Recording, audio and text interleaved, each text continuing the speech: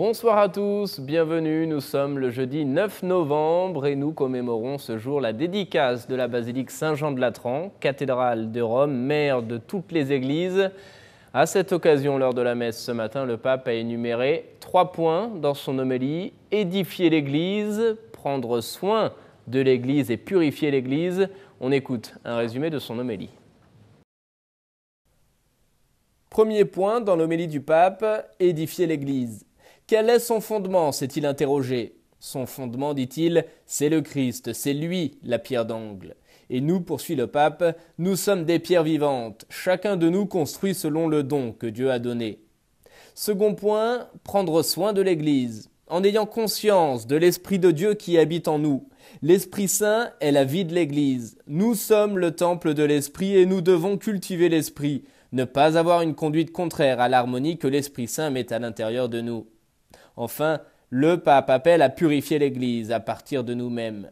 Nous sommes tous pécheurs, et si quelqu'un parmi vous ne l'est pas, qu'il lève la main, parce que ce serait une belle surprise. Nous sommes tous pécheurs, et nous devons donc nous purifier continuellement. Le pape a autorisé ce mercredi la promulgation d'un décret reconnaissant les vertus héroïques de Jean-Paul Ier. Il est donc reconnu vénérable et pourrait donc être béatifié si seulement un miracle lié à son intercession est identifié.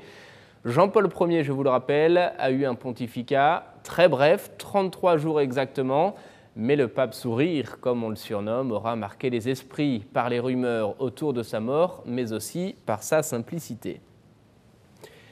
Dans vos agendas maintenant, vous pouvez noter la sortie d'un nouveau documentaire, Un village pour la paix. C'est le titre de ce reportage filmé au Cambodge. Il nous parle d'un missionnaire qui travaille à reconstruire la société khmer 40 ans après le génocide de Pol Pot. Vous pourrez voir ce documentaire le lundi 20 novembre prochain à 19h35 sur notre antenne.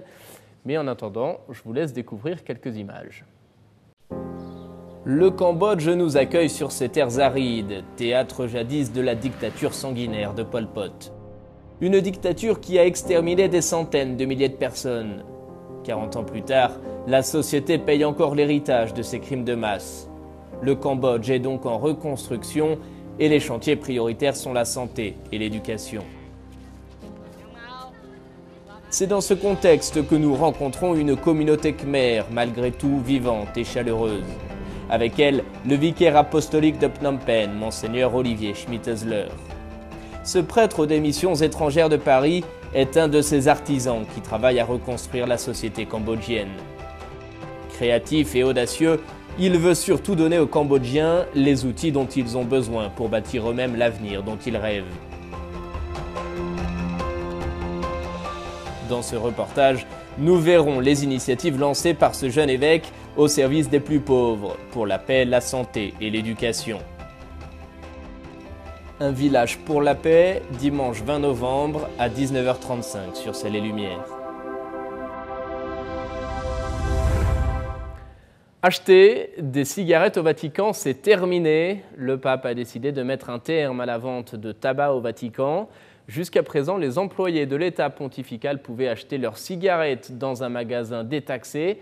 Cela ne sera plus possible à partir de 2018. Le Saint-Siège ne veut pas contribuer à une activité qui affecte la santé des gens.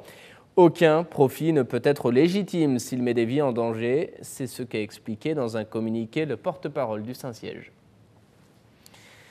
Et puis, dernière information avant de nous quitter, le Saint-Père a nommé un nouveau secrétaire pour la Congrégation pour l'évangélisation des peuples. Il s'agit d'un archevêque tanzanien, Monseigneur Protas Rugambwa. Il était jusqu'à présent le secrétaire adjoint de ce dicaster et président des œuvres pontificales missionnaires. Il succède ainsi à un salésien d'origine chinoise, Monseigneur Savioon Taifai. Voilà, c'est la fin de cette émission. Merci de l'avoir suivi. Je vous souhaite à toutes et à tous une très belle soirée. À bientôt.